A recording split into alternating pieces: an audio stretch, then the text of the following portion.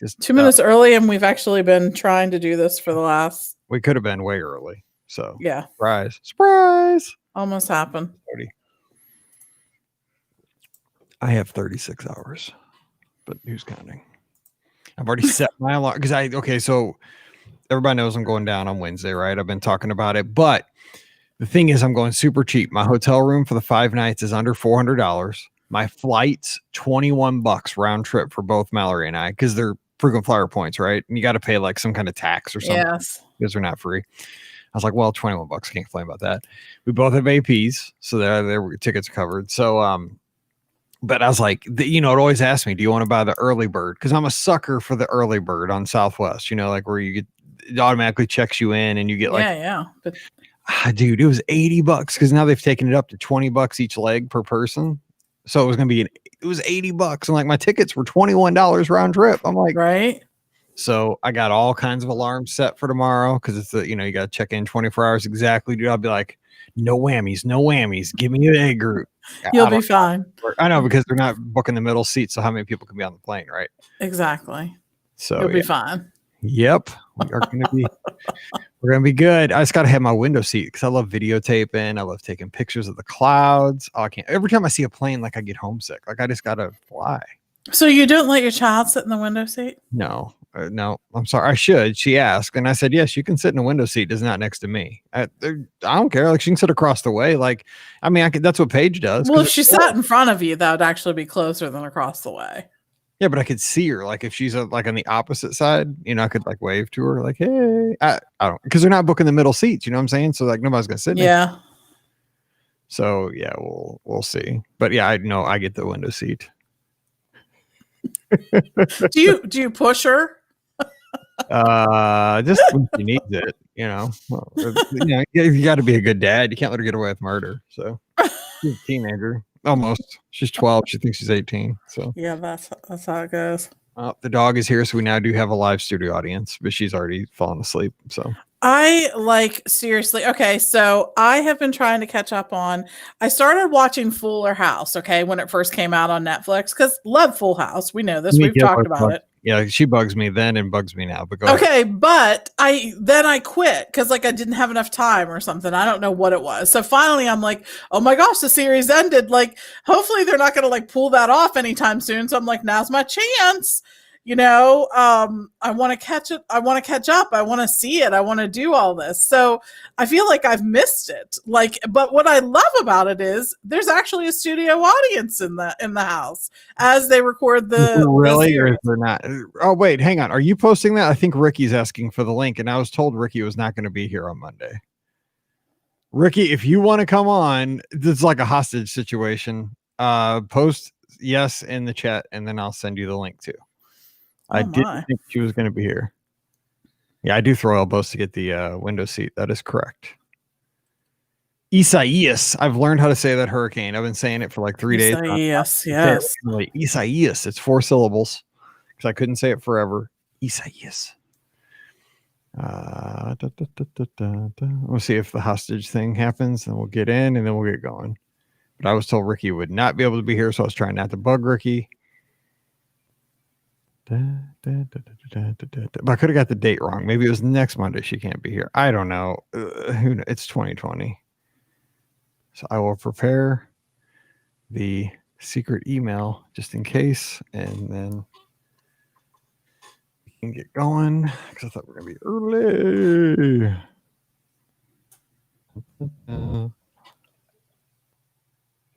Send it just in case it has been sent.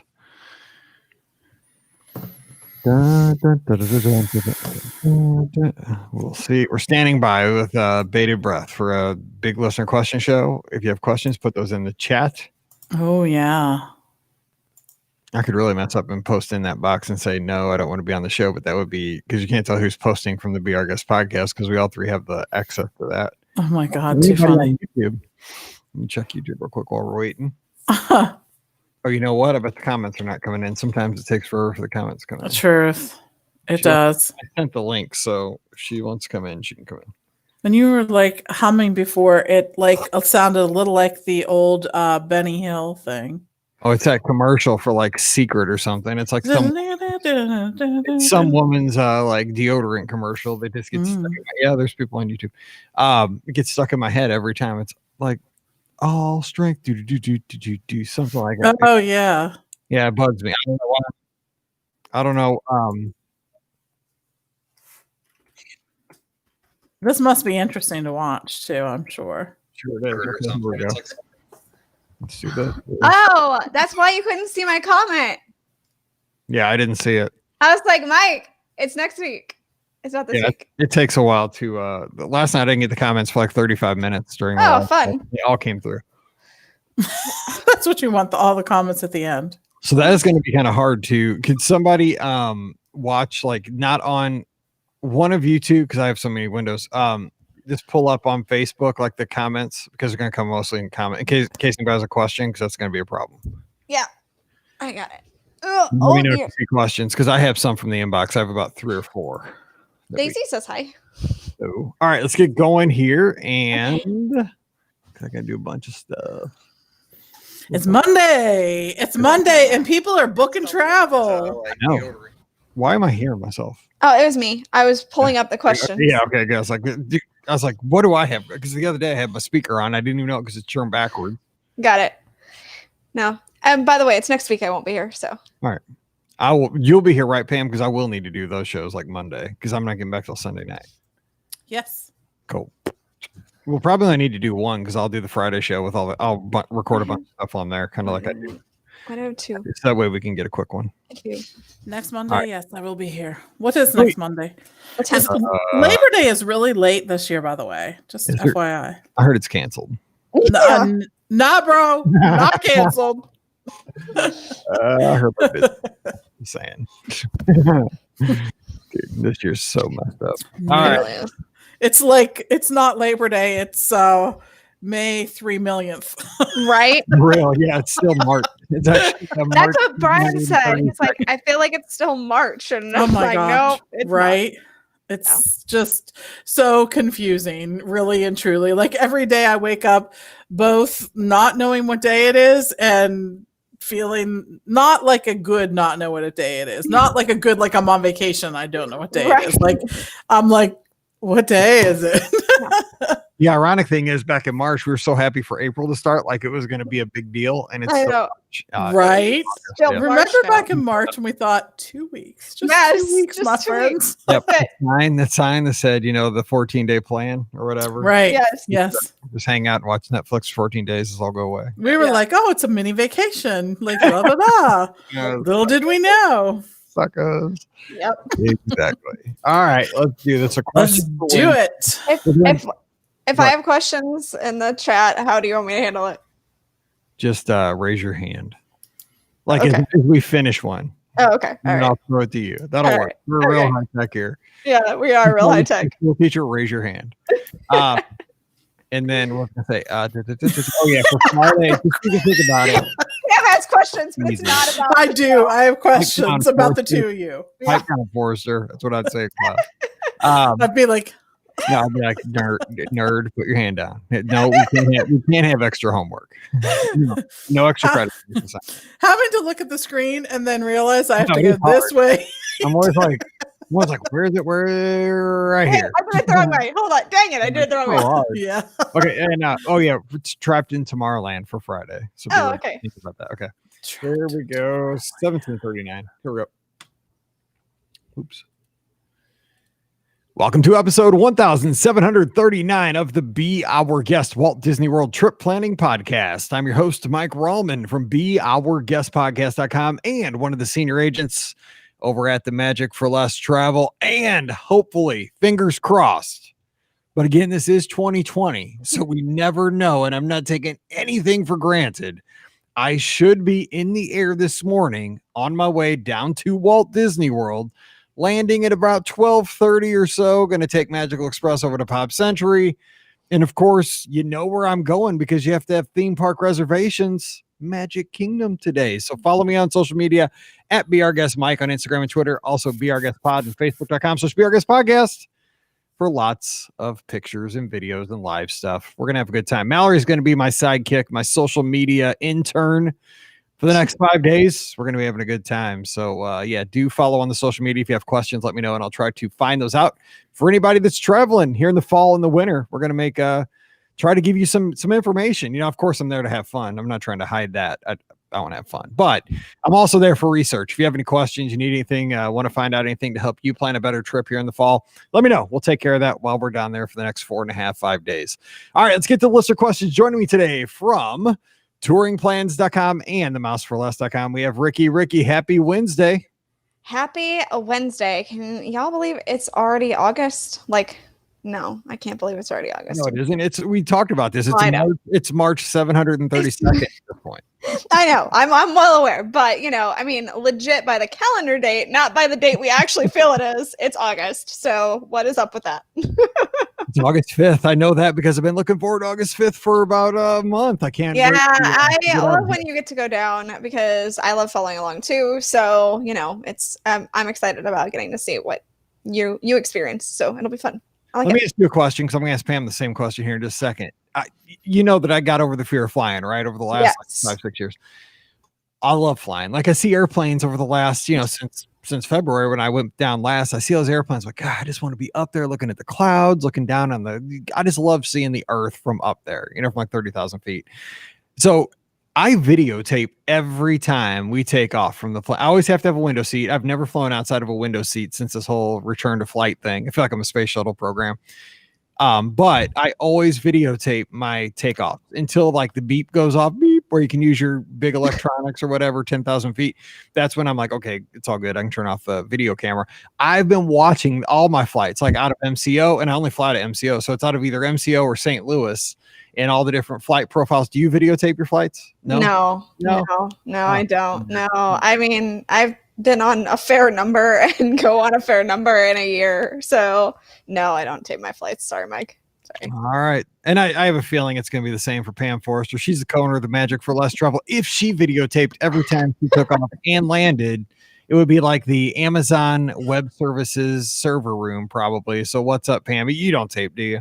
I would have to have a huge hard drive to download all of my flights onto, my flight experience. No, I do not. But every now and then I catch a really, really cool photo. Yes. And I think a lot of it has to do with the clouds, right? When you're up above the clouds and however those clouds are laying and how the sun's sort of reflecting from it and whatnot, is all so interesting. Just like my sunrise. I posted a sunrise this morning on my Instagram. We were out at the park and boom, the sunrise was spectacular this morning. Really, really, really pretty. And the park, when you're, walking, running, whatever, biking, is one of the few places you can go and not have to wear a mask. So it's absolutely one of my favorite places to go. So anyways, beautiful this morning though. Every now and then you get some of those, right? I mean, they're just like a painting. We had a similar sunrise here in St. Louis this morning as well. And I didn't get a chance. I was running at the time because I've been getting, sunrise is getting later by a minute or so, obviously, each morning. So I'm getting up a little bit before the sun comes up now. And we had a similar sunrise. I didn't stop. When I saw yours, I was like, God, I should have taken that picture because I always tell Pam this because, I'm the only one that gets up that early because I have to. That's the only time I can fit in my runs and then still get everything done I need to. But I always joke with her and I say it's God's reward for folks who get up early. You Truth. Because it is. Sometimes those sunrises, just like you posted on Instagram, they're breathtaking. They almost stop you in your tracks for 5 minutes. I agree. It is. And the sunsets too sometimes are just that spectacular. So that's what I'm going to bed. Hopefully you stay up a little bit later. Ricky might be able to catch the sunsets though. So yeah, I might. True. Yeah, definitely. All right, let's get to now here. Actually, to start off the show today, I got an email earlier this week, a couple days ago, from a guest who one of my guests over at the Magic for Less Travel, actually going to be down there at the same time this week that I'll be there.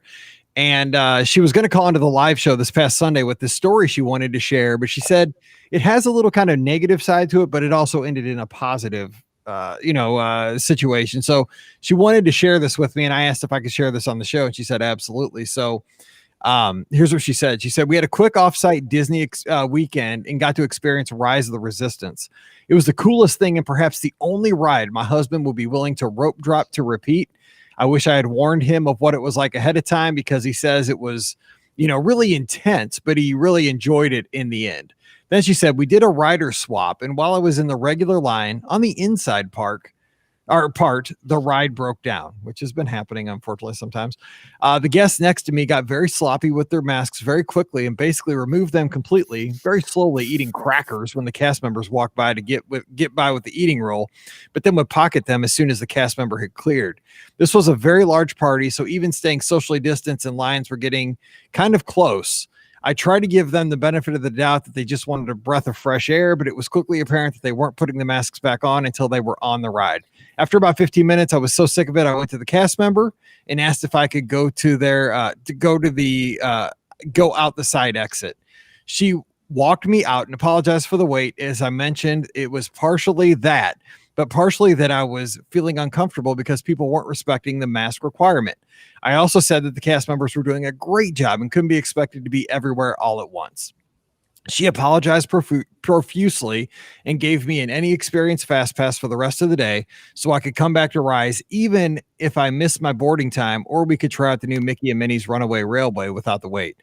4 hours later, when we were back in the park, we were both able to use the fast pass entrance and walk on the ride. As I said, it had some negative parts, so I didn't know if it'd be a good podcast story. I don't want people to get worried about face mask enforcement at Disney, because this was literally the only time I saw people willfully breaking the rules and being disrespectful. But I wanted to share it for you because your encyclopedic park knowledge is there. I certainly turned a negative experience into a positive one and gave us a little Disney magic moment as well. She says, good luck with your flight down, and keep an eye out for you and Mallory in the parks. And that is from listener Sarah. So I know that it sounds like a negative thing, but I wanted to be practical in the fact that I wanted to have this quick discussion that, of course, anywhere where the public goes, whether you're going to the grocery store or I got my pre-trip haircut today on Monday as we record, and went to Great Clips, and now they do have a mask policy, which they didn't on my last haircut. It was optional. This time it is, when you check in online, it says you got to wear a mask. It's on the door when you come in. And a dude walked in, didn't have his mask on initially. They had to ask him to put it on. So, it's one of those things where anytime you have the public, I think you're going to have rascals like these folks in the queue that you were with. But what I'm seeing is that Disney is, and I'm hearing this time and time again, and you heard this on this past Monday show with Erica and Robert, who just got back a couple weeks ago from the Riviera and going in the parks every day, is that Disney's consistently enforcing the policies.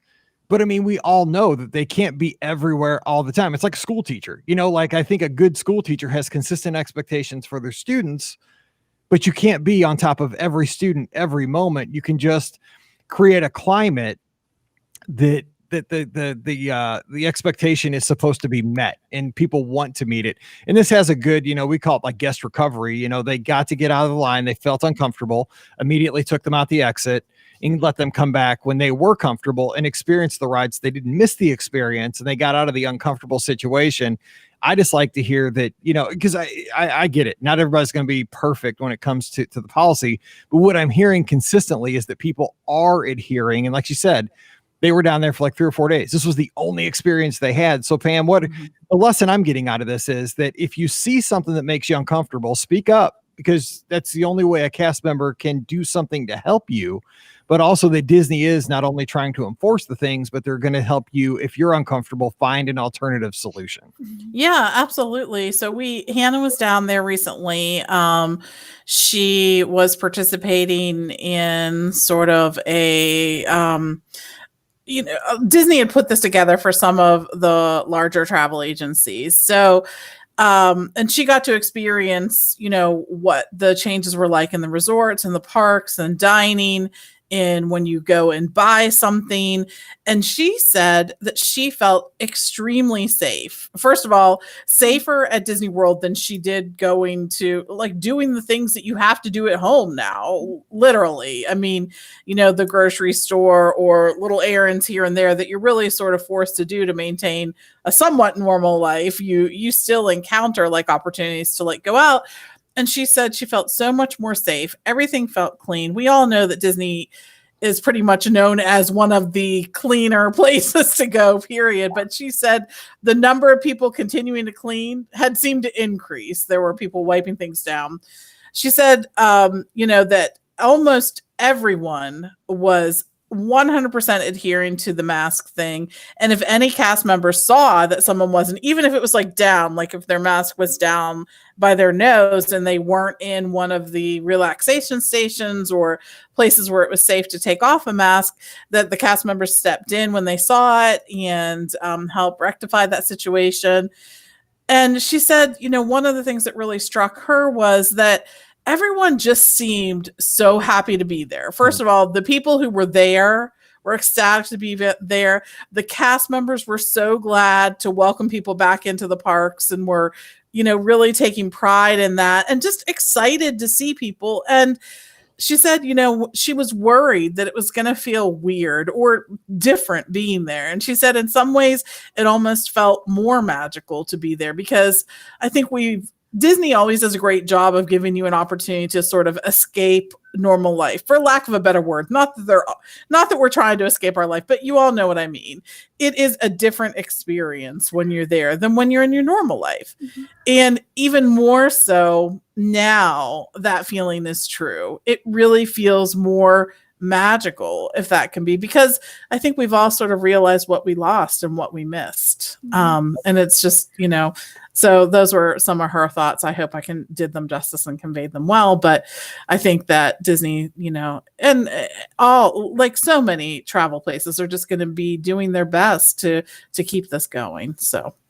Well, and I will say too, Ricky, before I get your thoughts on that, your mom sent me a message this morning. Again, this is Monday. They were flying back to St. Louis, I guess, to pick up the Corvette to drive back to Florida.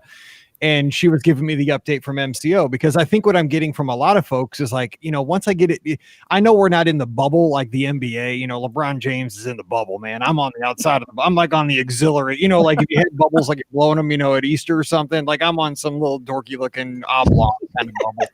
He's in the perfectly, sphere. I'm not in that. I can go up to the blue fence and maybe listen to them get their trim at the barbershop, but that's about as close as I'm getting to the real Disney bubble. But outside of that, what I'm hearing is people say, I'm comfortable being at Walt Disney World. Where I'm a little tenuous is the travel, whether it's flying, being in an airport, the transfer from the airport to property, that kind of thing. But your mom sent me messages saying, like while she was on the tram at MCO, like they were wiping down the rails while she was riding the tram. Mm-hmm. Everything looked super clean. There were lots of folks cleaning everywhere she looked. So that gave me reassurance, that even because I think it's, everybody has to buy in. It can't just be Disney because you got to get people there. And of course, think about Orlando. I mean, they depend on the tourism, and what's the gateway to the tourism? MCO. Exactly. So we have a lot at stake. So real quick, what do you think? I mean, this is, again, guest recovery, they turned a negative into a positive. Yeah. I mean, I would, first of all, absolutely agree with, the cleanliness in the parks. I went to Universal a few weeks ago and I saw, like we went on Fast and the Furious, which is closing for temporary purposes. But when we were there, like I saw after the group went through, they came in, they wiped everything down, like on the railings and everything like that. So like you can see that, both theme parks are doing a great job. Now, my brother, he told me a story, and I hope he doesn't mind. I hope he doesn't mind that I share this. But they actually were in line for Frozen, and they had a situation where the people behind them were not wearing their masks properly. And again, they did the same kind of thing. They said, hey, to the cast member, hey, these people are not doing the right thing with the masks and things like that. And they took care of my brother and, made sure that he felt safe and everything like that. I'm sorry about Daisy. Somebody must have knocked on the door. But anyway, so he felt safe and everything like that. So, I mean, as long as you let cast members know, like they're perfectly fine with, making sure that everything is okay. So, yeah. All righty. Okay. So the next question, I don't know if this is, I don't know if this is something that I know, but I can find this out definitely while I'm down there.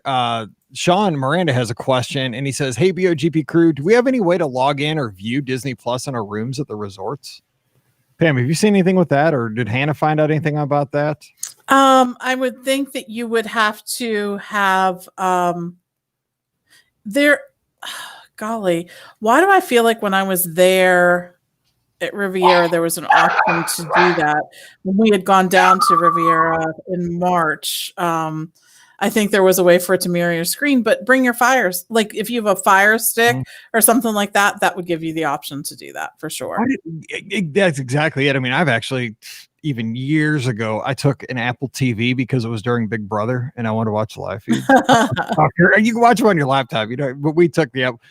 We used to really be into Big Brother. By the way, Big Brother's, it happens. Okay, so Big Brother always starts like when we're doing a trip, because it usually starts in July and we always go in July. So this year I'm like, we're going to go August 5th.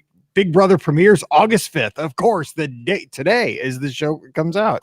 We're competing against Big Brother now. So yeah, thank you. We are causing the Big Brother live feeds to start today. But yeah, I thought I heard though somewhere where Disney was making it like a part of that, and it might only be like at a place like Coronado Springs that has that like enhanced. Where I think that's the issue. I think that is the issue, that it was only at places like Coronado and maybe Riviera that have the enhanced sort of TV. And I don't think that that's rolled out. I think those were the only two resorts it was rolled out to. And then, everything happened. So I mean, I love Sean, but like I'm just saving the TV until I get home. Like I watch because I just want to go have fun. Because I get sucked into stuff. Like all of a sudden I'm like, dude, I just killed 4 hours. I want the 4 hours back. I'm at Disney. All right, Alexa's got a question because now it's coming through for me. All of the batches here.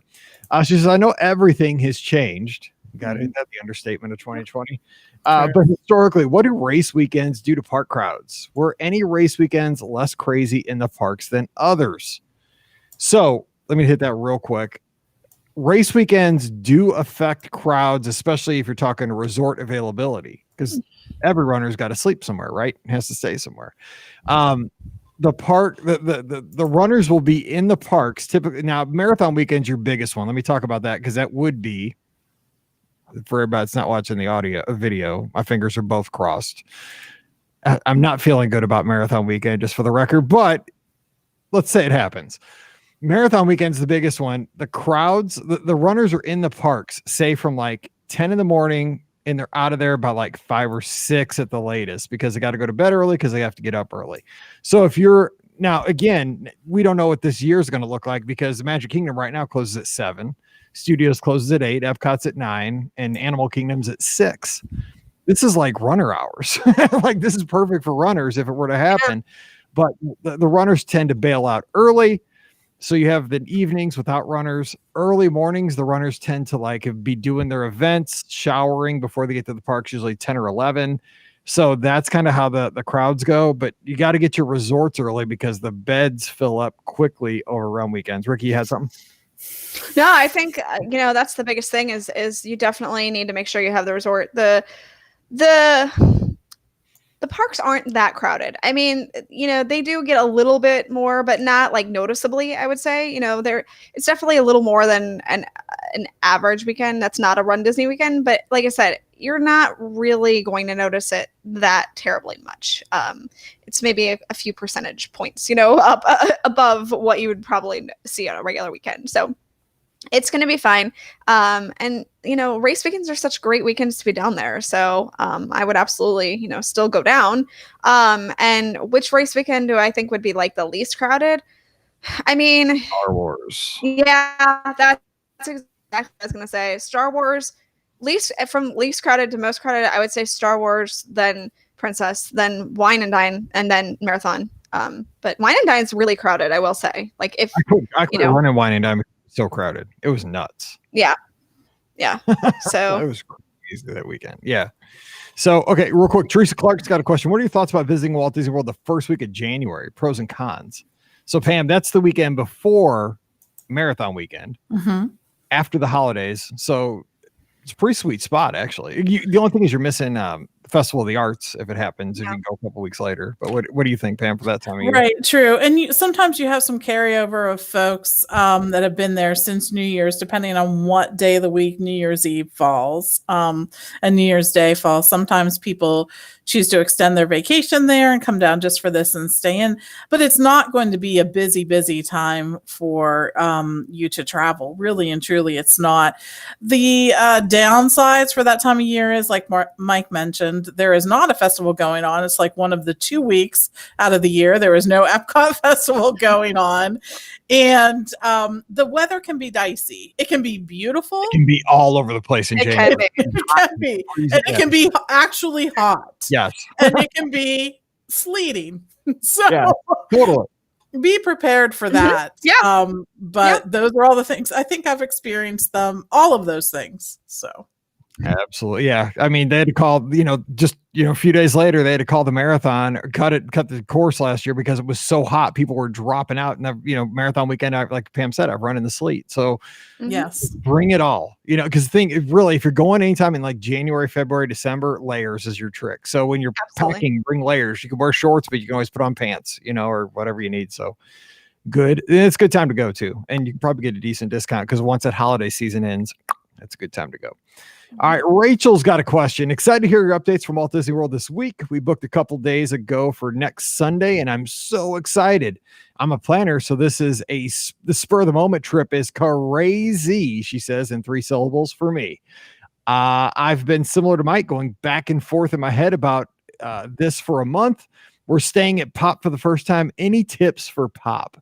Now, Jennifer, who is actually in the live chat with us, she's from O'Fallon down the road from me here. She just got back from Pop and she gave some tips on Sunday night's call-in show, which comes out on the feed tomorrow on Thursday. So you might want to check that out about the running around Pop Century if you get up in the morning and run, about mobile ordering and getting your food from everything Pop.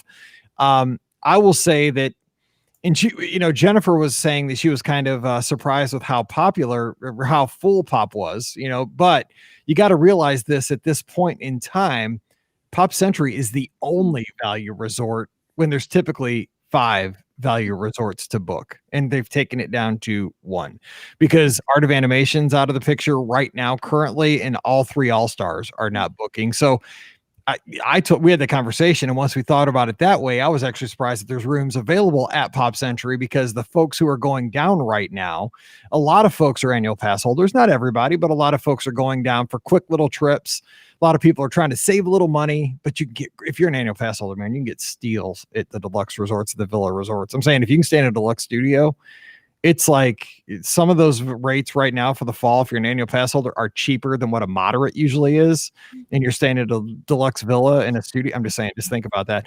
But tips for Pop, just 3 swimming pools. Jocelyn, her daughter, who I love Jocelyn, she called in and she said, don't tell anybody, but the computer pool, you can probably get all to yourself. And so that's exactly right, because nobody goes to that one. No, they do not. No. But I love that pool because it's got all the websites I used to visit back in the day right there visible on the old laptop. So Pam, what would you say for Pop Century? You got a mobile order, so that's going to be kind of different. I know you got to consider that, but what else for Pop? Enjoy the Skyliner. Any resort that has Skyliner access has become 10 times more valuable. I remember at the beginning of the year, there was a little bit of grumbling because people were like, oh, the resorts that have Skyliner access are a little more expensive than the ones that don't. Yeah, let me just tell you, it is worth it and more. Not only is it the coolest way to travel because all the cool kids are doing it, but it is very easy to be physically distant when you're riding the Skyliner because guess what? You're in your own little cube. That flies through the sky. You think they knew that was coming? Like, dude, we're going to build a socially distant transportation system. I know. Who knew how much physically distanced little pods flying through the air would be the way to go in the future? In fact, I wish that they would put a Skyliner from my house to all the places I need to go. Not that I don't get to travel in my own little but pod, which is my car, but whatever. So. That sounds fun. I mean, shoot, you get to fly over everything over the water. You get to come in with that last like 3 seconds into the station, kind of takes your breath away. Like, am I going to hit that thing in front of me? It gives you a little thrill. That gives you a little e-ticket moment there, especially your first time. I'm not going to tell Mallory. I'm just going to let her discover like we're coming in hot.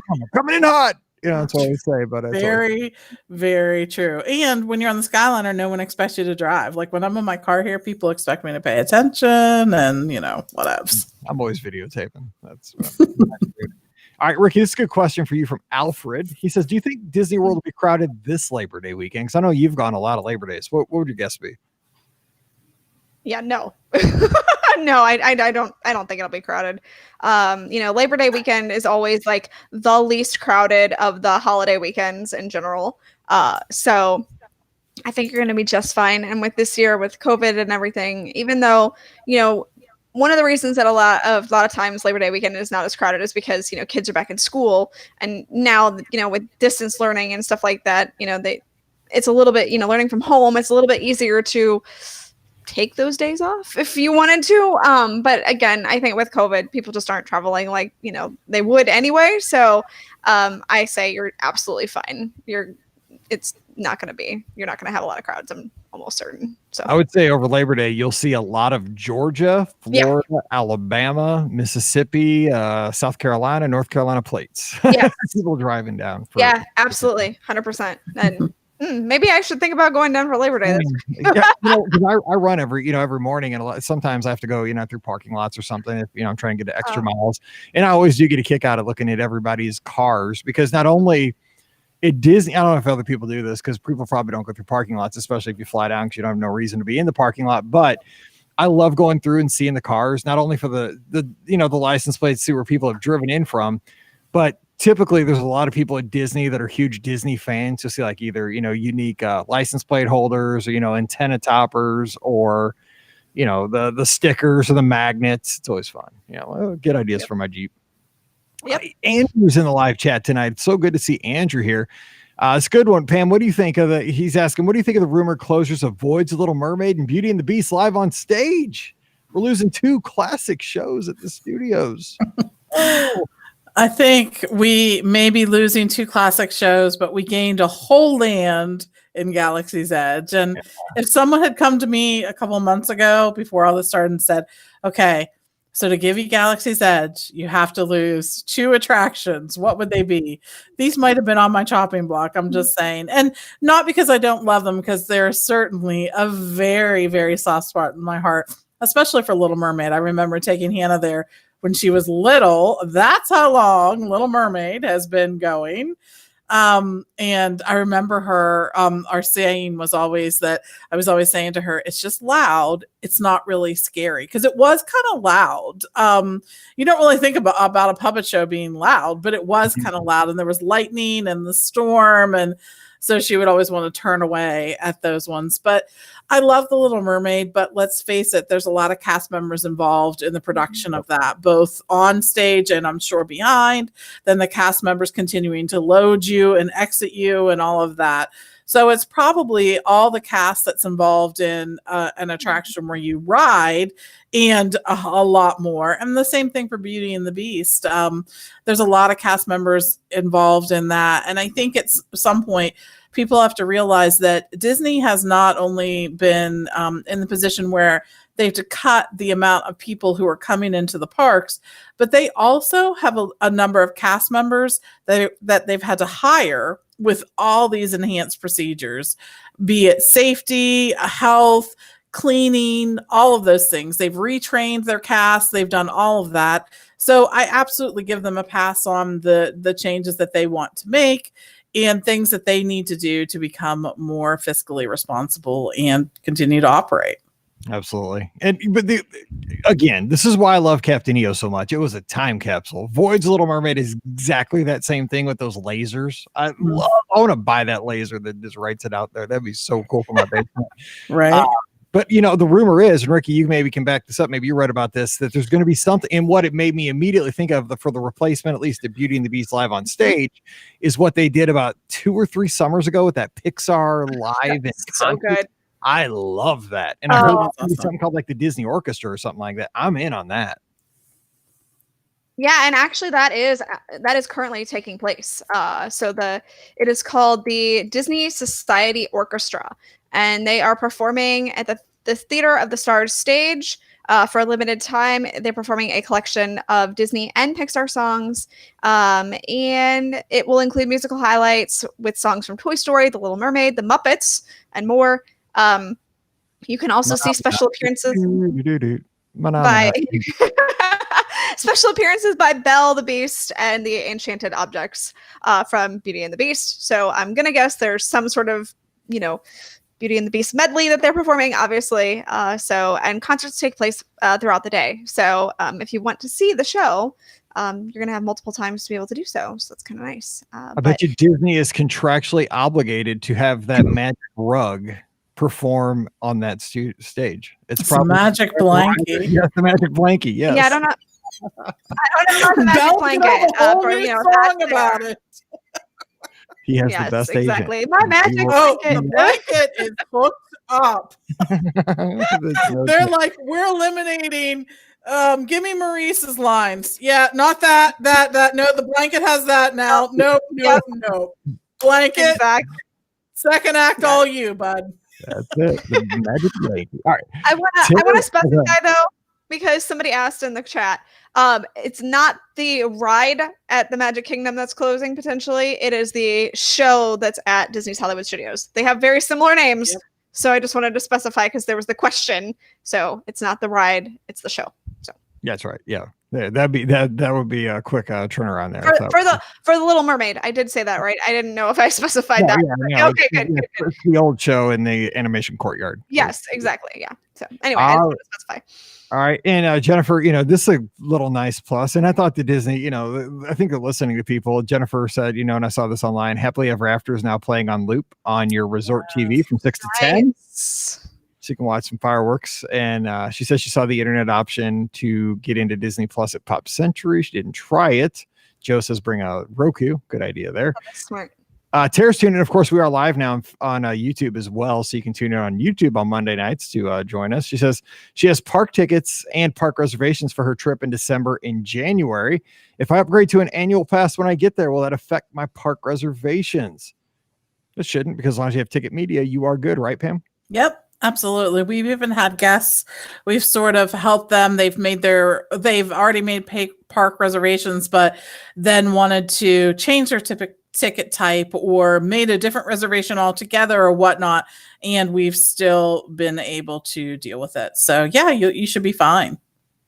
All righty. Marcy Kirk has a question. Again, this is just one that we're guessing at, kind of stabbing at. Do you know if the Yacht Club, Art of Animation, and when it opens, Port Orleans Riverside are still or will still allow dogs?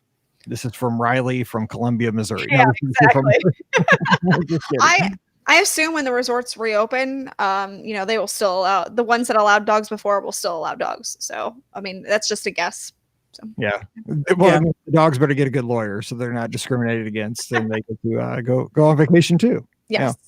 We really want to bring Riley. Mallory really wants to bring Riley, but I don't think it's possible. So we're not. No, that's probably dude. It's more to fly with a dog right now than it is as a person. It's ridiculous. Well, that's okay. Well, then she's totally staying home. She's $1 more. Nope, she's staying home. I would totally take Daisy with me back to St. Louis or something, but it's like $95 for me to take the dog, and I'm like, she's going under the seat. She's just that's not $95 worth. That's each way. Nope. So anyway. No. Okay, Diane has a question. Are any of the typical buffet restaurants open yet? Curious how Disney's handling those right now. I thought that Akershus was currently open. Anybody know? Akershus is not open, but other restaurants that are buffets. And what is happening is the cast member will go ahead and ask what you'd like and then come back to the table with a lot of it. And they'll do that. So that's the way they're handling them. Now, not all the buffets are open for sure. So you're going to want to check in that Know Before You Go section to see what restaurants are going to be open when you're there. But yeah, absolutely. They're still having some all you care to enjoy restaurants. And that's more what it's like. It's not you going up to the buffet and getting things, but they'll go and choose for you and bring them back to your table. So that's kind of a win if you ask me. Yeah. I'm just saying. I was exactly saying that. That is something, because when we talked about this, when we did that show, fam, we got a lot of great feedback from that show we did about things we like upon reopening.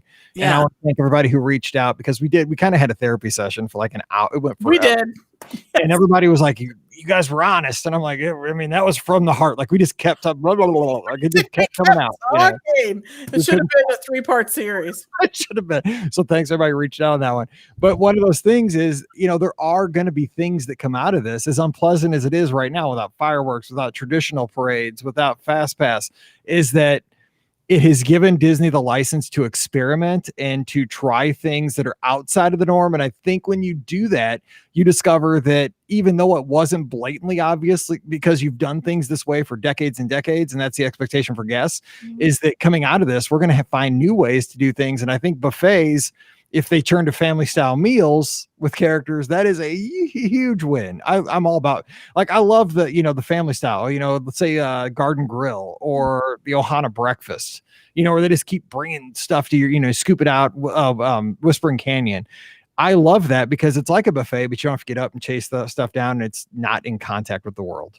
I agree. What if they did like a hybrid? So like, instead of doing like a buffet, and instead of like just family style where you only get a certain, like when we go to Liberty Tree Tavern, they only bring the same things every time. You get the pork, you get the beef or whatever, you get the same, you get the mashed potatoes, you get the green beans, you only get the same things every time.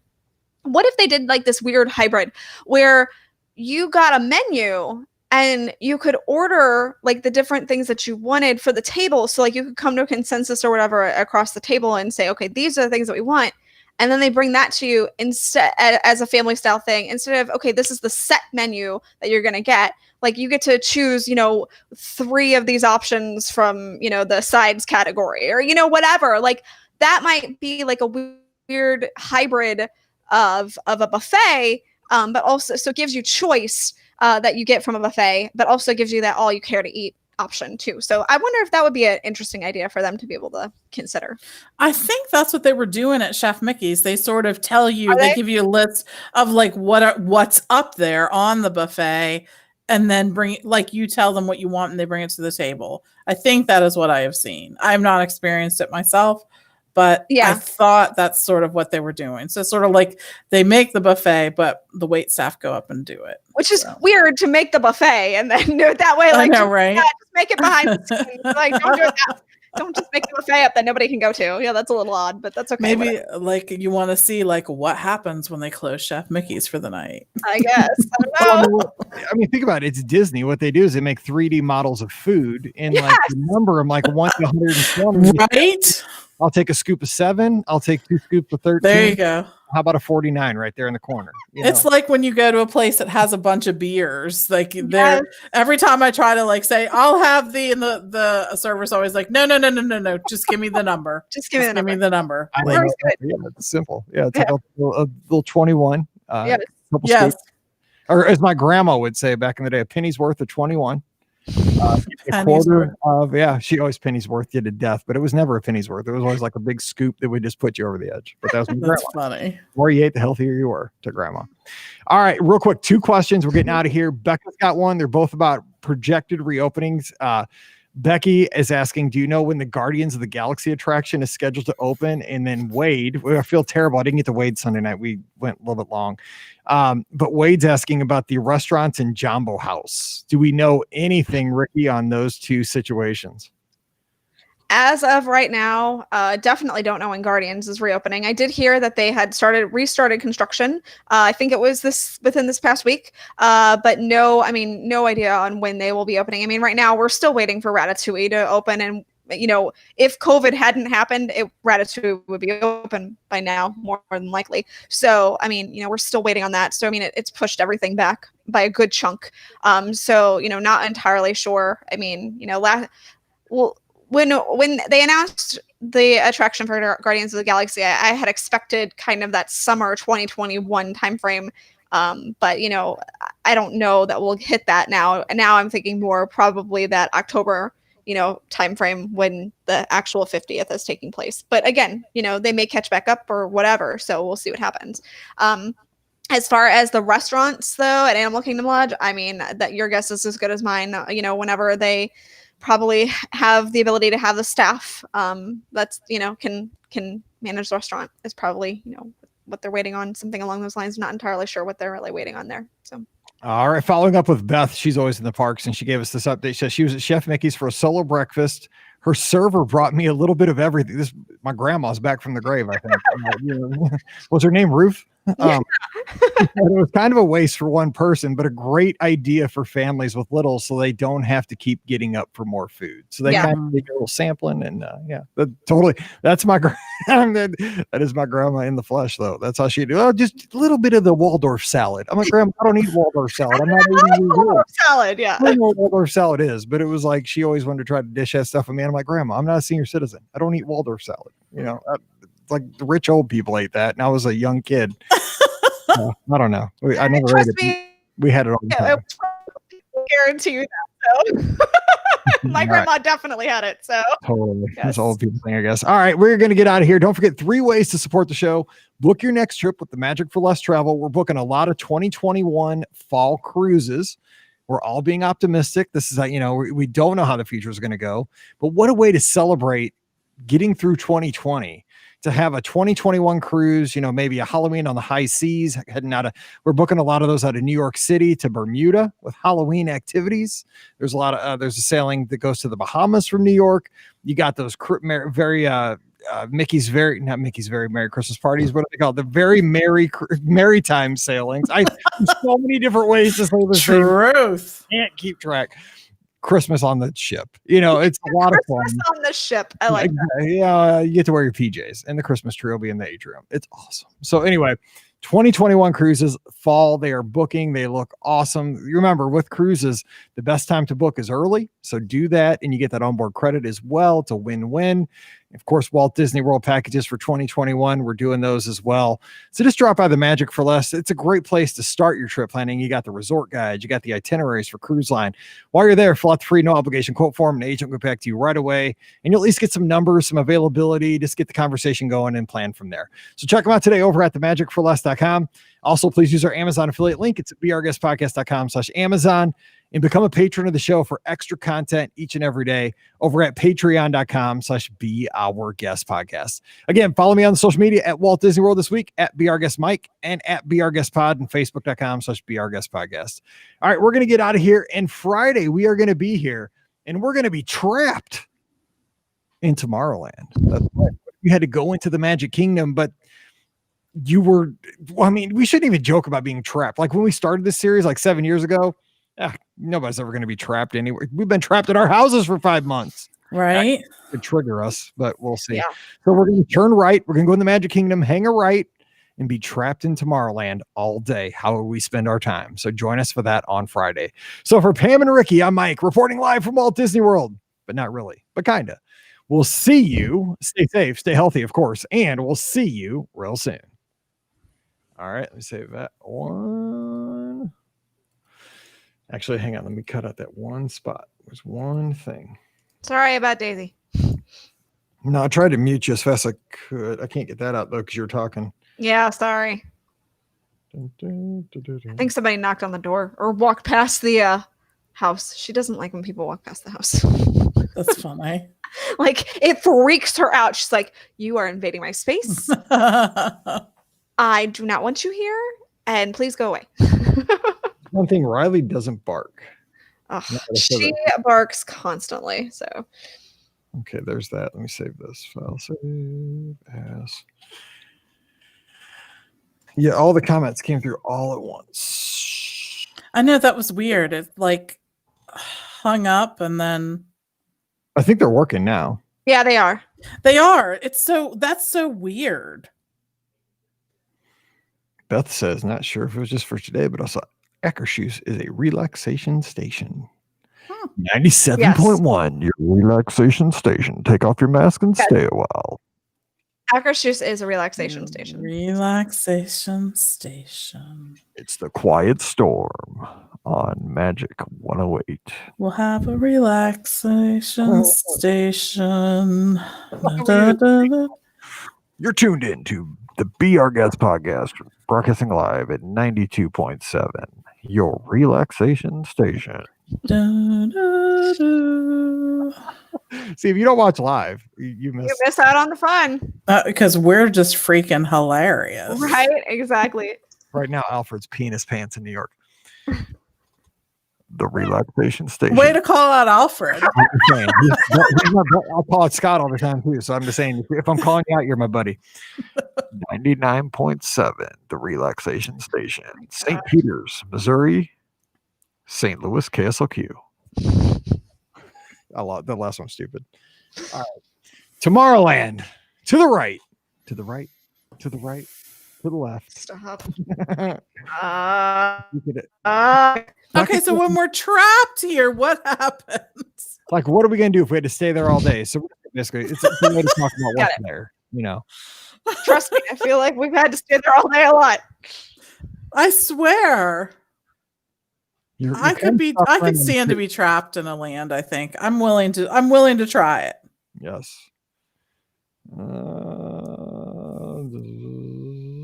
Okay, here we go. You know what's a crime about this, though? Maverick has been delayed because of the COVID. I know, and I got my shirt for the going to the movies and everything. You've seen that shit, right? It's upside down. One of our listeners had it on. I can't remember who had it on at the Magic Kingdom. I was like, I got to buy that shirt.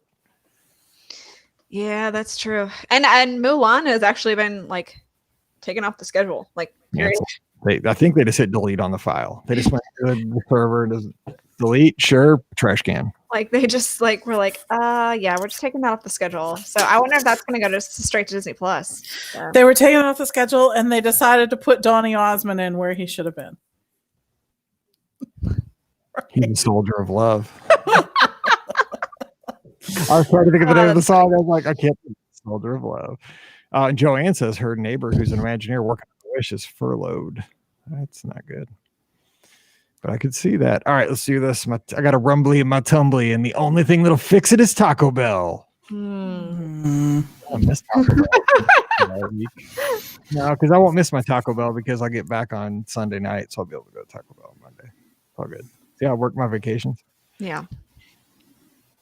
Yeah, well, Beth, we already did Trapped in Fantasyland. It's back in the archives. BRGuestPodcast.podbean.com. Just type in Trapped in, it'll tell you all the stuff in here. Okay. You could be trapped too. That's right. I might be when I'm down there. We'll see. We'll see. You know, hey, my Cardinals are trapped in Milwaukee. Yeah. Some of them have the COVID. They can't leave. Oh, dude, my Cardinals. I can't talk about it. It's about to make me cry because I've only seen 5 baseball games. I should have played 11 by now. Oh, it's so sad. Okay. 1741. Let's rock. Welcome to episode 1741 of the Be Our Guest Walt Disney World Trip Planning Podcast. I'm your host, Mike Rallman from BeOurGuestPodcast.com and one of the senior agents over at the Magic for Less, but not in wonderful St. Peters, Missouri. God willing, Walt Disney World right now. So follow me on the social media, Instagram and Twitter at BRGuestMike and at BRGuestPod, and of course the Facebook page. I'm going to be posting updates and going live as we go around Walt Disney World, Pop Century, checking it all out to do some research for folks heading down this fall and winter. And of course, just having a good time at my favorite place with my daughter. I've done so many solo trips with just Paige. Lots of, I don't know how much she enjoyed them because they were usually Run Disney race weekends, which probably aren't the best vacation for the person who's going with the runner, but she took it for the team and she hung out with Hannah all the time.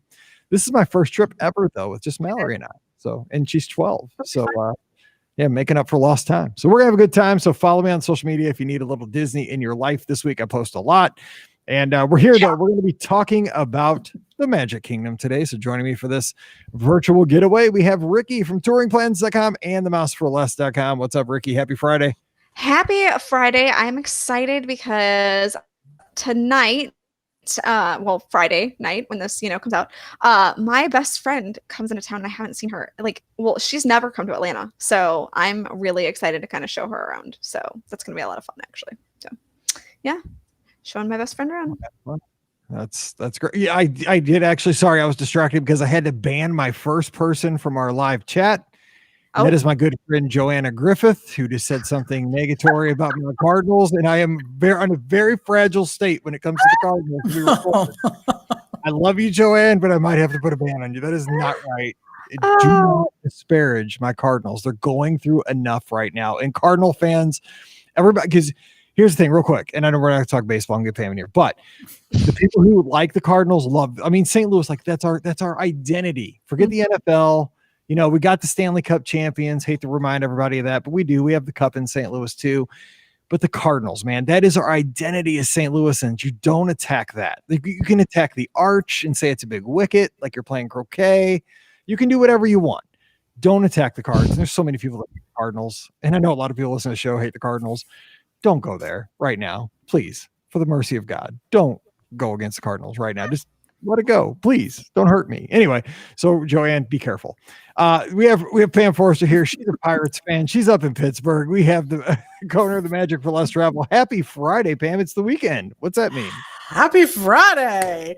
It means you get to do exactly the stuff you've been doing. Sort of. Maybe a little less work, maybe possibly from home. But anyways, yeah. So, and I'm not really a Pirates fan. I'm not really a baseball fan. I'm just going to be honest about this. Although I do enjoy going to the games, believe me. I mean, first of all, they sell beer there, which I think that's always a plus. A lot of the stadiums have great food now, so that's a good thing too.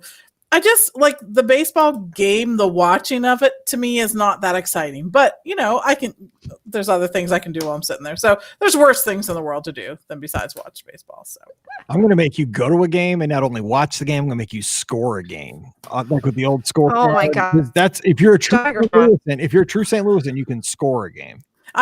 So I will tell you, I can score a game. I used to date a guy who played baseball. So I do have some knowledge in the space. Plus, every time we went to the game, my grandfather would buy a program and score the game. So I do know how to do these things. It's just like, for me, I'm not going to say I'm a baseball fan because I'm not. I'm a experience fan. Yeah. Maybe that's more accurate to the whole thing. At the end of the day, though, whoever wins and loses, I'm like, go you guys. Whoever won down there. You guys do win, though. You have one of the most beautiful ballparks. Pittsburgh's got it. We're winning in that space for sure. That's definitely for sure. All right, let's get to the topic at hand. We are going to be continuing a series that we started about 5 years ago. We've hit sporadically. That's okay, because that's kind of how these things go. Our whole podcast? Yeah, yes, it is.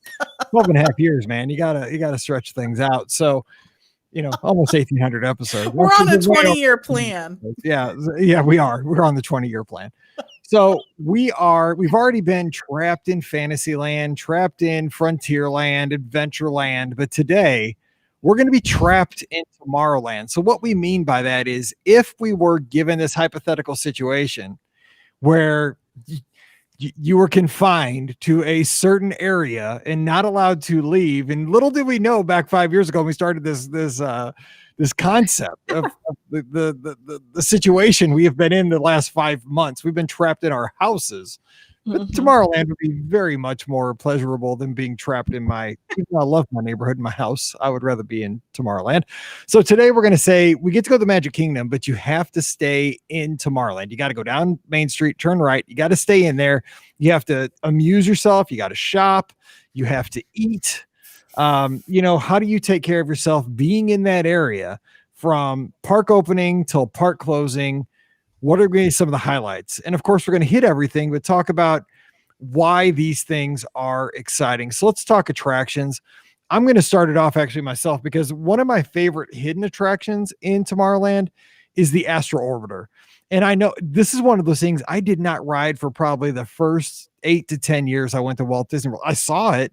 And I think for a lot of people, the Astro Orbiter, what it's there for is just the visual of the Astro Orbiter. You got the planets, you got the kinetic, the planets are rotating, the rocket ships are moving. It makes that sound, which is very cool. It sounds very Tomorrowland to me. But when it's the weenie.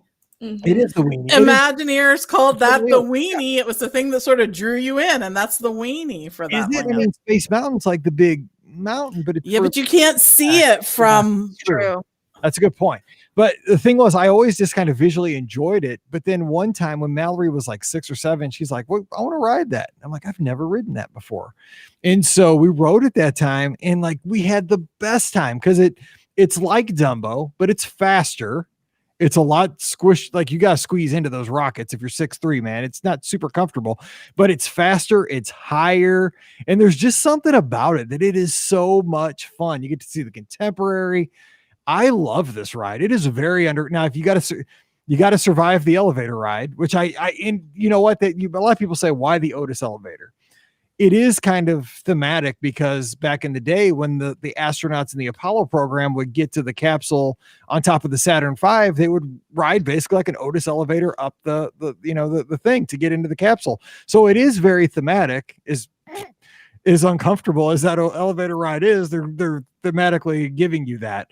But I enjoy that ride. That's one of my favorites. So when you think of Tomorrowland, I think of the Astro Orbiter even more than any of the other attractions. Pam, what do you think about when you go to attractions in Tomorrowland?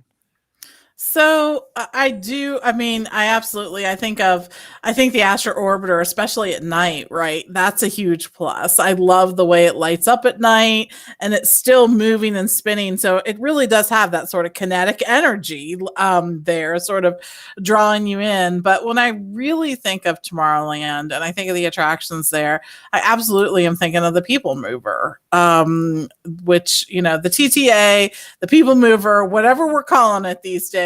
The Wedway People Mover, for those who are going back a long way. I love that attraction. I think it just draws me in. First of all, it's something that your whole family can experience. Then I think that that's a big plus, that it really is. It doesn't have an age or a height requirement. So that's a good thing. To me, it's very nostalgic too, because I think of those Goodyear, the thing that carries you up, the escalator has that Goodyear tread on it, right? And there's a few classic attractions that have had these. By the way, whatever they paid for them, it was not enough. Was anyone expecting them to last this long? No, seriously. How many people have ridden that thing? Right? They have gotten their money's worth and more. They also, you can find them on the Pirates of the Caribbean attraction as well. But I think about that carrying you up. But I think that the People Mover is such a great sort of introduction to the land, right? You ride it and you sort of get an overview of everything that's going to be in Tomorrowland. So real quick, again, we always go off topic here, but speaking of those moving walkways, it screws me up when they have those things like at the end of Pirates and they're not on. Like I seriously can't, my brain doesn't want to work right. I'm scared it's either going to turn on me or something and I'm going to go shooting. Like if I'm walking on, like I walk on those things, especially when it comes to getting off at the end, even if it's not moving. Like I take some weird looking last stride that's like way long because I'm super tall, because I'm used to the like getting shot off the end when it's on. And even though I know it's not on, like I still, when I exit, I'm like jumping. Of course. It's so weird. Like my brain can't compute this. It's just when it's not moving, it's called just the ground, or it's a rubber ground. Anyway, so that's what I think. So we got Astro Orbiter, we got the People Mover, and that's what Alfred agrees with in the live chat. Ricky, what about you? What do you think of attraction wise? I mean, I think you have to think of the main attraction that you think of when you think of Tomorrowland, and that is Space Mountain. It is just the quintessential Disney attraction. It's what so many people think of when they think of Disney. Even if they've never been, they know what Space Mountain is. It's the fact that it is indoors. It doesn't go fast, but you feel like it's whipping you around like crazy. It's got such classic, like the tunnels are so classic. I mean, everybody has seen those as well. You can't go wrong with being, in the dark on that coaster. I've experienced it a couple of different ways too, where it's been in the pitch dark, which, let me tell you, is terrifying. I will just tell you, like, it is absolutely, utterly terrifying to be in it in the complete dark. But also kind of terrifying as well was when at Christmas and they had like it all lit up, and it was lit up with red and green and white lights, and it was just like flashing and strobing, and like to actually see the attraction as well and where you were going again, also kind of terrifying. So I mean, there's really there's no good way. The way they do it is perfect, but no, it's still a lot of fun. So I mean, I absolutely love Space Mountain. It is just the quintessential Disney attraction. And, I know a lot of people wish that the attraction had, you know, the side-by-side seats like they have in, you know, some of the other Tomorrowlands. But to me, there is something so classic about that, the way they have it set up at Walt Disney World. But, you know, Tomorrowland is Space Mountain, and Space Mountain is Tomorrowland to me. So I think too, it could be a perfect like first roller coaster for a kid that's like, say like 7 to 11. If they're a little nervous, well, I mean, the thing is too, I mean, usually it's a little scary because it's dark, but if you can explain, I was a kid that I needed to know numbers. You know, I'm very logical, even though as illogical as that sounds, because I wouldn't fly. That's how I ended up flying though, because I looked at the statistics. It was safer than driving. I heard that my whole life though, but it really doesn't go that fast and it doesn't go that high. It's just kind of fun. You know, it's like an illusion of speed. It's an illusion of height. You know, I think, you know, oh, maybe little kids might like that or not. I don't, maybe it could scare them. Maybe Big Thunder or Seven Dwarfs is a better first coaster. Probably, now that I think about it. But as someone who was terrified of coasters, I distinctly remember being 16 and waiting for my mom and my dad and my brother, who was younger than me, to come off of Space Mountain at Mickey's Not So Scary Halloween Party. So, I mean, you know, it could be scary for 16-year-olds too, which is kind of why I left. But yeah, I didn't ride it. I did eventually ride it, obviously. Yeah, when I went down when I was like 11 or 12, I didn't ride it. I was like, nope, not for me. Because I couldn't see it. And I didn't know what it was about. So, okay, so real quick on the attractions. We're not going to get into these in depth, but you have Monsters Inc. Laugh Floor. That's a underrated show, in my opinion. I always get it. You know, I just go in there because, oh, well, there's a show going on. We're going by. It's going to happen. Every time I go out of there, like I'm cracking up because I love humor at guests.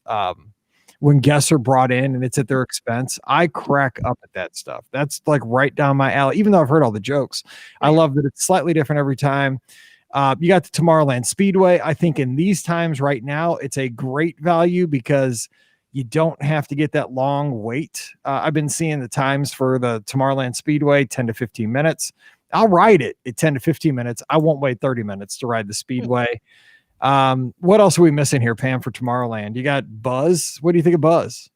I like Buzz. I still like Buzz. Now, it is, first of all, I will say that I like the one at Disneyland better because you can pick up the gun and shoot it. And this one, the one in Walt Disney World's Tomorrowland, is just stationary. You can just sort of, you have a limited range of motion, and you and your partner have to sort of work together in terms of deciding who's going to steer the car, because based on totally, I'm like lined up and then Mallory's like, I'm like, exactly. Yeah, exactly. So that maybe takes a little bit of compromise.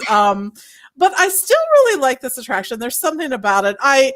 Waiting in line. I like the background loop while you're waiting in line. It sort of pumps you up like you're really saving the world or something, right?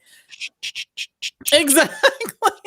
I know. Totally. Exactly. There's a cool hidden Mickey in the queue as well. And it's just a fun attraction. It really is. It's one of the ones that we tend to do over and over again. And plus, who doesn't want to improve their score? I mean, absolutely. So I'm gonna be a space ace every single time. So I still like it. And we're missing the big one here in Tomorrowland. What am I missing? We got Tomorrowland, we got the Astro Orbiter, we got the Carousel of Progress. It's like, I can't believe he's missing it. Yeah. How am I missing that? I love that thing. Yeah, if they ever take that away, I'll be so sad. Yes. Everybody has to do. And you know what? Mallory's like, because we haven't left yet, obviously, as we're recording this, she keeps saying, because it was closed for a little bit, we got to do Carousel of Progress. And I think that's funny because it is common for kids that are like, you know, say 8 to 12, like they really want to do Carousel of Progress. And I think that would be the age group that would be like, forget that. It's a show. It's weird. I think it's like, you know, made for old people, but kids love it. I think it's interesting though for kids to be able to see what things were like at that time. I mean, everyone, it's sort of a walk through time, right? But I think it's fun for them to see some of those things. I really do. You know, it's interesting for us. Like a lot of those things, we remember like grandparents having them or great grandparents having them. But our kids, they don't remember anyone having some of these things. So I think that's part of the nostalgia for them. That's what kind of gets me though, is because I like it because exactly right. Like, I've seen some of those things in like the last couple of scenes, like at grandma's house on the wall. I can relate to, like the linoleum, and especially the last scene, because that was our house, like as a teenager, with those kind of things, the sweaters and right, that kind of stuff and the decorations. But like Mallory, I mean, the last scene is so long ago now. That is ancient history to her. I mean, I can't imagine what kids think when they see that video game. Like, what are you doing? Like, is that right? What is that? Because I kind of do cringe at the video game. Like, that's so bad. Even the scoring system. All right, so we're gonna go forever if we don't move on. Let's talk about dining, and I think this is where you got to be creative if you're stuck in Tomorrowland, because I'm thinking breakfast, and I don't think you could even. Say well, you're there early, because the lunching pad usually doesn't open up until around lunchtime. I think there's one place. Cosmic Rays, you could get coffee at Joffrey's, maybe, or yeah, I think Joffrey's. I think they have their donuts, so I think donut. I think they can get the donut at Joffrey's. Yeah, is that the only thing, Pam, you could think for breakfast in Tomorrowland? I think so. I don't think that they have anything else available at this point. Yeah, the pink donut's solid. Mm-hmm. My wife raves about the pink donuts because every race weekend she always gets the pink donuts at a Joffrey, usually the one at Epcot outside the touch points. But yeah, I've I've never had a pink donut at a Joffrey's, but God, they always look so good. That's fun. I haven't either, actually. I have. They're good. They're a donut. Good. They're a nice donut. It's a donut. I mean, what can you say? It's a donut. So what about, so when you get to lunchtime and dinner time, we can kind of combine those. I'm a huge fan of the lunching pad because they change their menu, their offerings pretty recent, pretty decently. We've had a couple of good things there. One of my all-time favorite snacks at Walt Disney World is the sweet cream cheese pretzel. It's offered at the lunching pad. If you've never had one of these, it's a jumbo, the soft pretzel, but on the inside, it's injected with sweet cream cheese. Mm-hmm. Oh my gosh. And it's got like a little sprinkle of, was like cinnamon on it or something? Cinnamon sugar, yeah. The only problem is like half the time they don't have it. So like they bring it out and then they take it away. And then they bring it back and then they take it away. And it's like, why? Why do you keep taking it away? We all keep seeming to enjoy it and we all keep seeming to buy it. I don't understand why you keep taking it away from us. Bring it back all the time. Absolutely. So if you can get your hands on one, they are, because the thing is, it's a dessert. Like when I think of pretzels, I think of like an afternoon snack. But the sweet cream cheese pretzel is it's more akin to like a donut or, it's a dessert really. It's super sweet. But it's also for Mike Roman, it's a dessert. For Ricky Niblett, it is not. So I'm just saying, give it a shot. It's also a couple reasons to get it. It's very portable because it's not too messy. It's got a little cinnamon, but it's not too messy. And you can easily kind of tear it up and share it within like your family or a couple people. It's a very shareable dessert, which I think is kind of neat. Also, they also have another pretzel, but it's covered with like glaze. It looks like a donut. We had those the last couple of times, like sprinkles on top. Oh, so good. So lunching, and they also have like frozen Cokes, like the icy kind of things. So I'm a huge fan of the lunching pad. So what about dining around Tomorrowland for you, Pam? What do you think? Sunny over at Cosmic Rays? Yeah, that's what I was going to say. Cosmic Rays is really kind of the big location there. It's a quick service location. And you get some entertainment from lounge singer Sunny Eclipse. So where else can you go and get, stuff, things like that? I mean, you're entertained by an alien and he plays quite the set, I will say. I don't know that it's changed that much, but he plays quite the set of songs and they all have sort of an outer space theme, an outer space take on some of your favorite songs. So anyways, like that. But they're really just a burger, chicken kind of location, I think is the other thing that they serve. They have some sandwiches too. But they have in the last couple of years, they've added that burger that has the Mickey sort of toasted into the top, which I think is interesting. It has macaroni and cheese on it. It has things like, they have things like hot dogs and other things like that too. But they have little stations. So like sometimes each one of their windows is serving like a different item. I'm not sure how it is at this point because they have sort of changed the menus. But if you were looking at a place to go and you were looking for sort of a solid meal, I think that's your place. If you happen to be there during the times that the Tomorrowland Terrace is open, that's also another quick service location, but it is really a seasonal kind of location. Yeah, you feel like you hit a jackpot if that thing's open.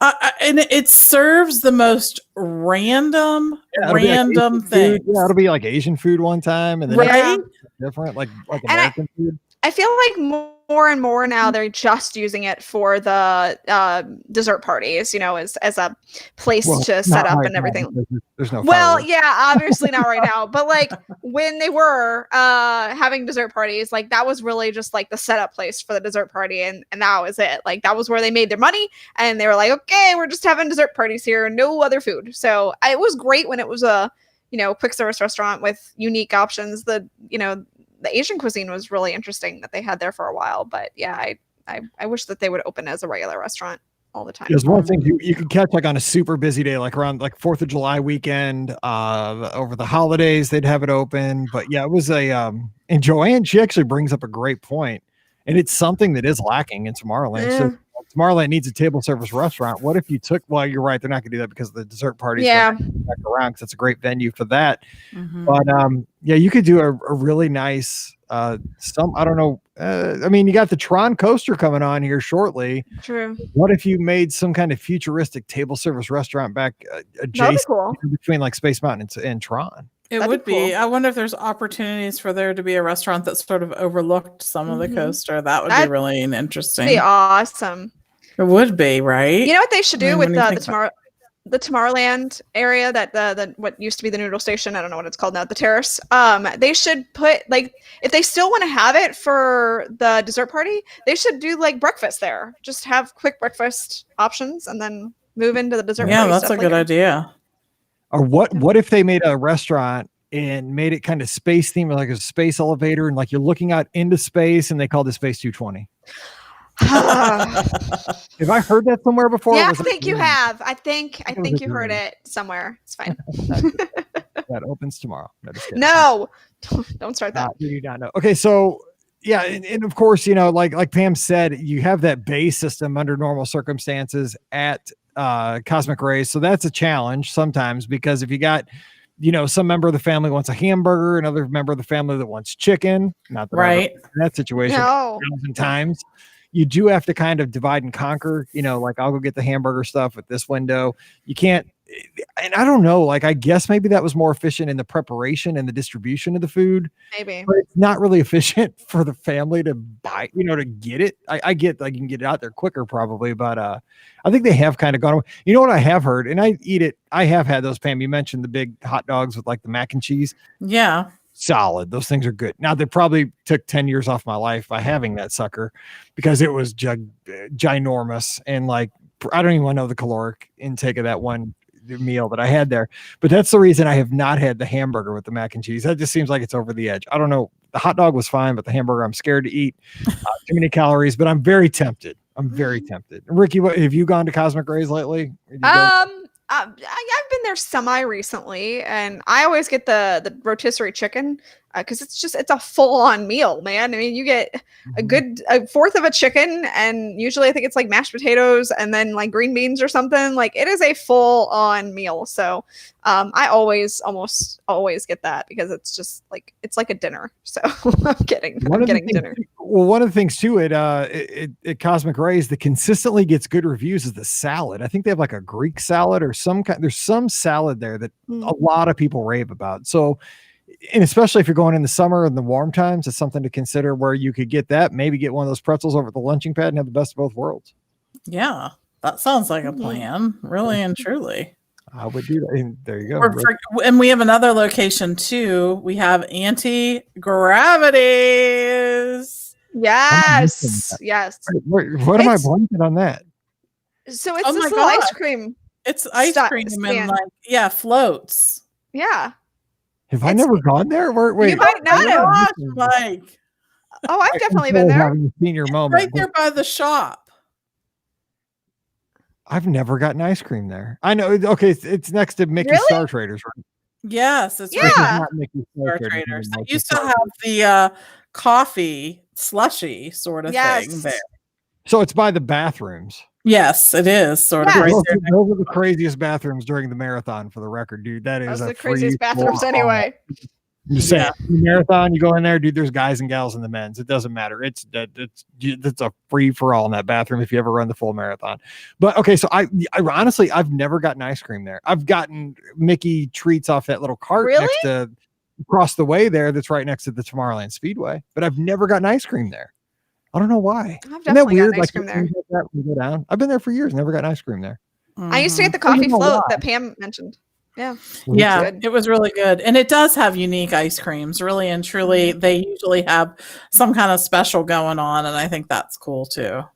So now, do they not have that coffee treat anymore? You guys are talking They like don't. And even when they had it, it was one of those things that they would have sometimes and not other times. I know that's weird, but it does, that happens. So yeah, I think the problem with me is that it's relatively close to the Plaza ice creams place where I get my All American Sundae. So I just hoof it on down and get the mini Jose, No Way Jose on Main. Yeah. Mhm. So I escape. Now, see, that's breaking the rules. I shouldn't do that, but I do. Okay, so let's talk. We kind of into this. We got into shopping in Tomorrowland. I think it has one of the best stores, and I'm not talking about Star Traders. I'm talking. There's actually a few different places you can shop, but I love the Post Space Mountain Oh, yes. shop. It's for the space fan. It's got a lot of stuff that's not just Space Mountain, which that's one of my favorite rides, probably my favorite ride.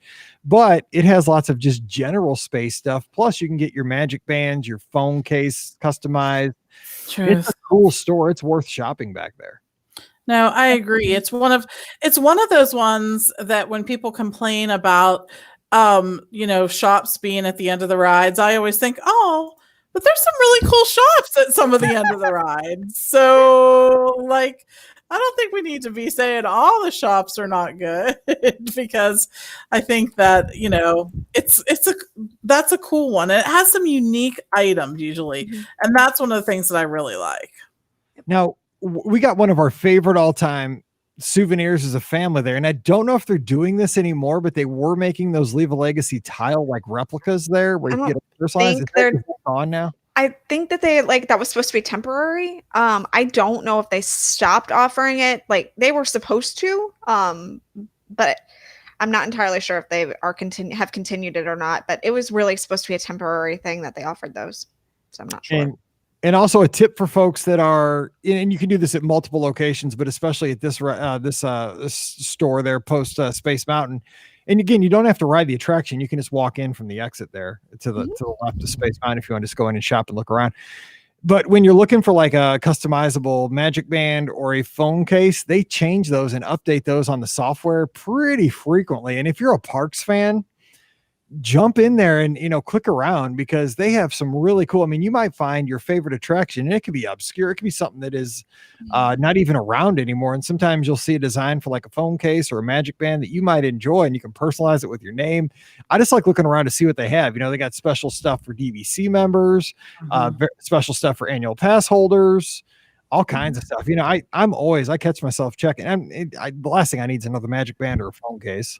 It's serious because they're kind of expensive. But Pam, do you get kind of caught up like just swiping through there and seeing all the designs? I do almost every trip. Just like to look at them. As much as I am a person who typically has a black case that has a credit card holder on the back, I still like looking at them. I can't help myself. Because there are designs that really appeal to me when I see them. I love the ones that are sort of retro looking. I love the ones that are sort of specific to an attraction that may or may not be there. And even the festival ones I think are really cool too. I'm a sucker. I buy one every time. I seriously do. I buy one every time. And I love them. I love these phone cases. So, I mean, one would think that they maybe weren't the best, but I've had decent luck with them. So, I'm a big fan of the Disney phone cases.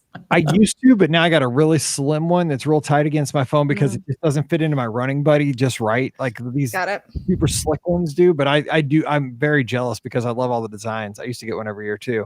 Yep. But that rubber would catch up on the outside. Yeah. And now we have Otter boxes too, which are, premium cases that keep everything safe. So they made deal with them. We forgot one attraction. Well, it's down right now, but you can catch the train in Tomorrowland to the other. Oh my gosh, that's true. There's not a station there, but was there not? No, it's back in Storybook No. Circle. I don't know why. Yeah. It used to be in Tomorrowland back in the day. I'm way off my game tonight. Mike is That's apparently all right. back. Mike is apparently back in olden days. It's fine. Totally. I'm an old, we talked about grandma on Wednesday, and I'm back in the I need a penny's worth of Exactly. tonight. So, okay, so characters real quick as we wrap up Tomorrowland. The only character I can think am I missing is Buzz Lightyear that regularly meets guests in Tomorrowland. He's my favorite character. Well, I'm excited for that, but who else? I mean, we are missing the gigantic behemoth that's in the middle of the entire thing, and that's the stage. Yeah, which occasionally they have like dance parties. That's a really popular thing that they have, especially during like Mickey's Not So Scary or Mickey's because they're Very Merry. Fantastic. Yes, they are dancing.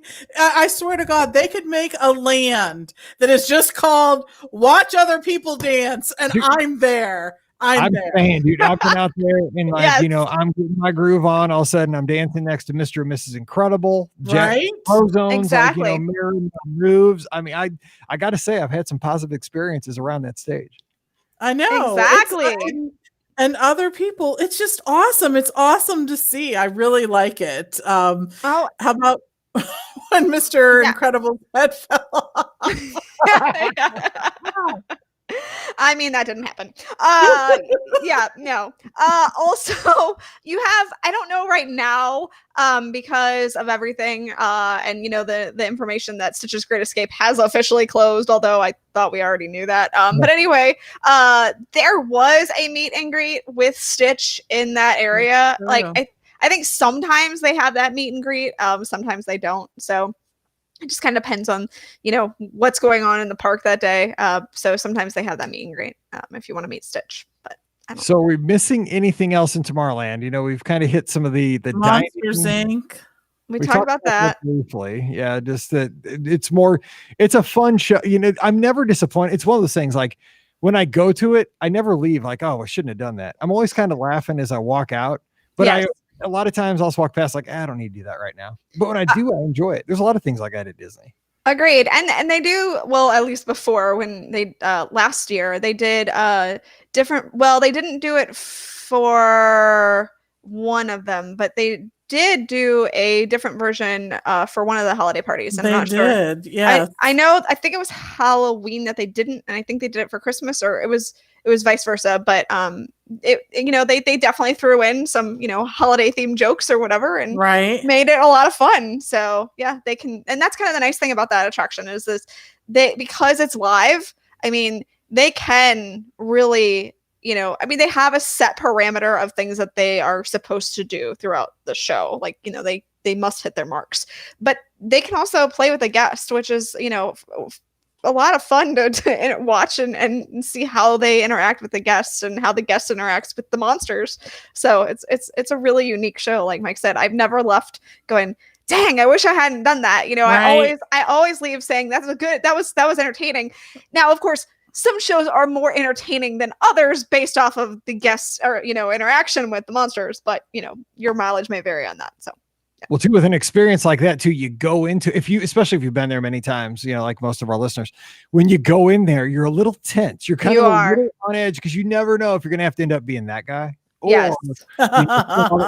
You're always like sitting there like, yeah, sucker. And then all of a sudden the light comes on you and you're like, oh, like that one time I think it was during a Halloween party. It was during a Halloween party because I was dressed up like Captain EO that night and they made me dance.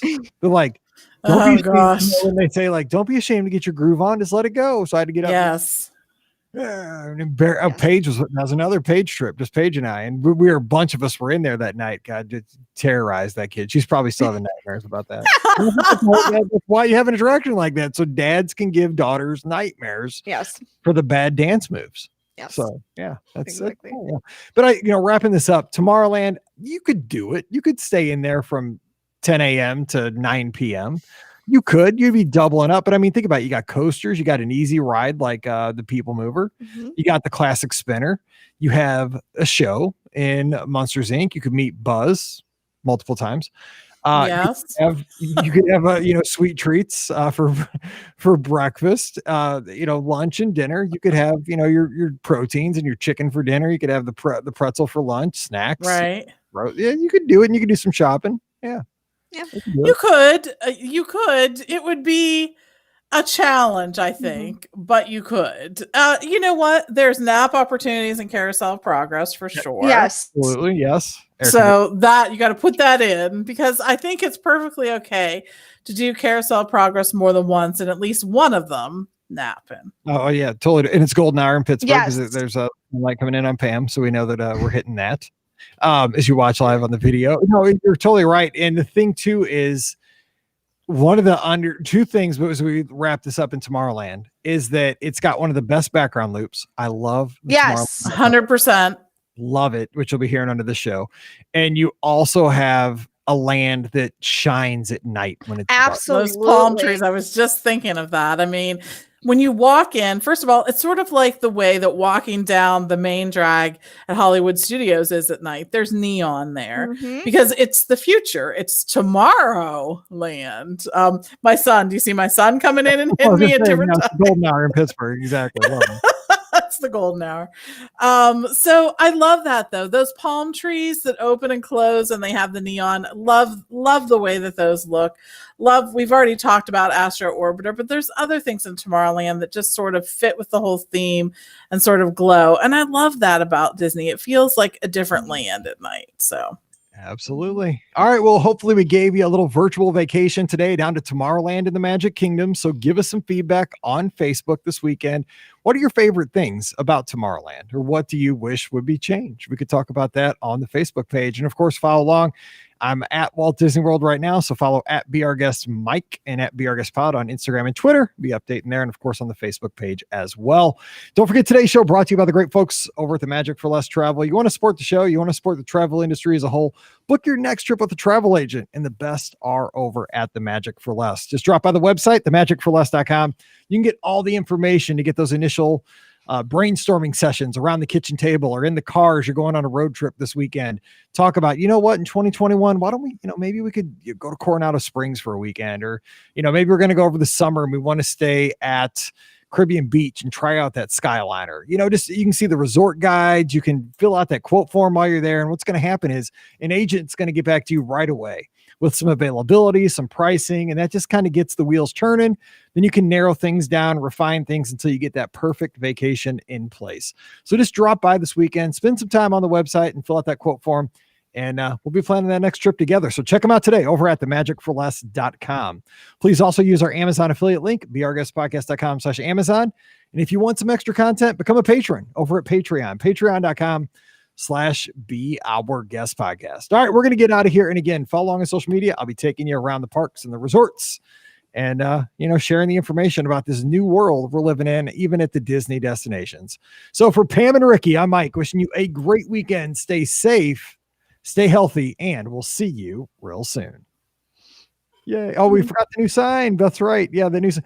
I like the old sign. And the new sign's okay, but the old sign was just kind of more bling bling. It was definitely blingier. Yes. Bling blingier. Is that a word? Bling Yep. blingier. It was kind of plain.